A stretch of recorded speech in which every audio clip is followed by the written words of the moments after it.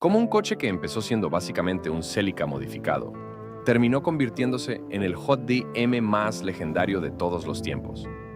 Porque sí, el Toyota Supra no nació siendo un monstruo.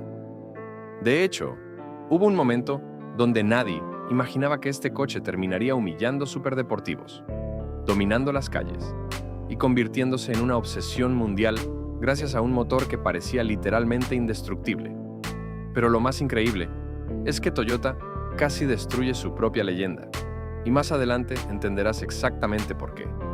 La historia del Toyota Supra no es solo la historia de un coche rápido, es la historia de la era dorada japonesa, las carreras callejeras, el tuning, la cultura pop y una generación completa que creció soñando con manejar uno. Y lo curioso es que el Supra jamás debió convertirse en lo que terminó siendo, porque al inicio ni siquiera tenía identidad propia. A finales de los 70, Toyota tenía un problema. Necesitaban competir contra deportivos cada vez más potentes, especialmente los muscle cars americanos y los deportivos europeos. Entonces, hicieron algo sencillo. Tomaron el Toyota Celica, lo hicieron más largo, más potente, y así nació el primer Supra. Pero aquí está lo interesante. El MK1 no era todavía una leyenda, era más como un intento, y eso hace la historia muchísimo mejor, porque nadie esperaba lo que venía después. Con el MK2 y el MK3, Toyota empezó a ponerse seria, más potencia, más agresividad, más personalidad. Pero especialmente el MK3 cambió algo importante. La gente empezó a decir, ok, este coche sí tiene potencial, aunque había un problema. Y aquí fue donde comenzó el drama. Porque el MK3 tenía fallas de confiabilidad que dividieron completamente a los fanáticos. Algunos lo amaban, otros decían, este coche pudo haber sido increíble, pero Toyota la arruinó. Y justo cuando parecía que el Supra nunca alcanzaría a leyendas japonesas como el Nissan Skyline GT-R, Toyota hizo algo completamente absurdo. 1993, y aparece el coche que cambiaría la historia JDM para siempre. El Toyota Supra MK4. Y honestamente, Toyota se volvió completamente loca con este coche. Porque mientras otras marcas buscaban hacer autos rápidos, Toyota creó algo que parecía diseñado para sobrevivir al apocalipsis. Y sí, el diseño ayudó muchísimo. Las curvas, el alerón, la postura agresiva. Parecía un superdeportivo japonés salido del futuro. Pero eso no era lo más importante. Porque escondido bajo el cofre estaba el verdadero motivo por el que el Supra se volvió inmortal. El 2JZ.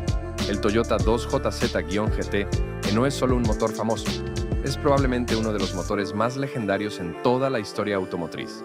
Y aquí es donde la historia del Supra explota por completo.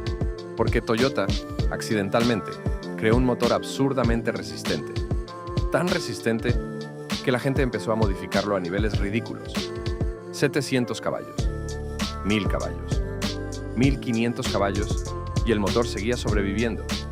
Mientras otros coches explotaban, el Supra seguía aguantando.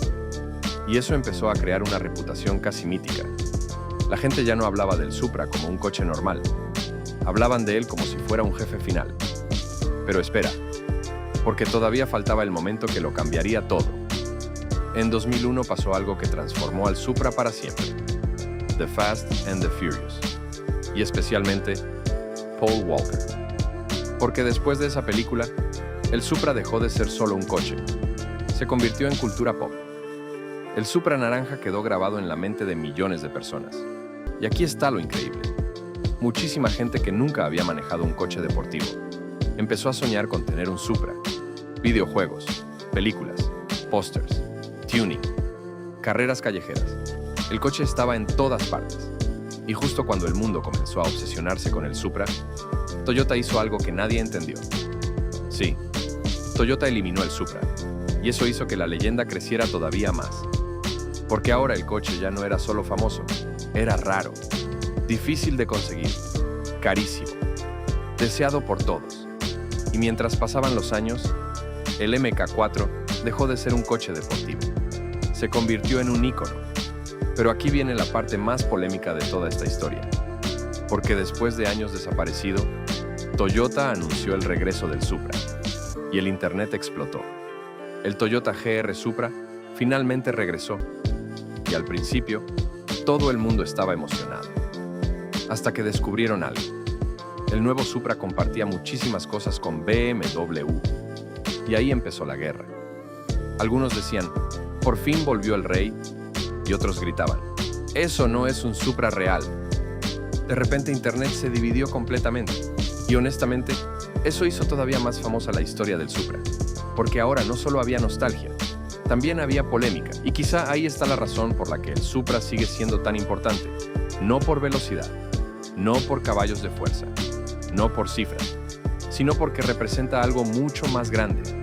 Representa la era dorada japonesa, la cultura tuning, los videojuegos, las películas, las carreras callejeras y el sueño de toda una generación. El Supra no es solo un coche, es una leyenda que sobrevivió décadas, películas, mods extremos y hasta la propia Toyota. Pero la verdadera pregunta es esta: ¿el nuevo Supra realmente merece llevar ese nombre? ¿O el verdadero Supra murió con el MK4?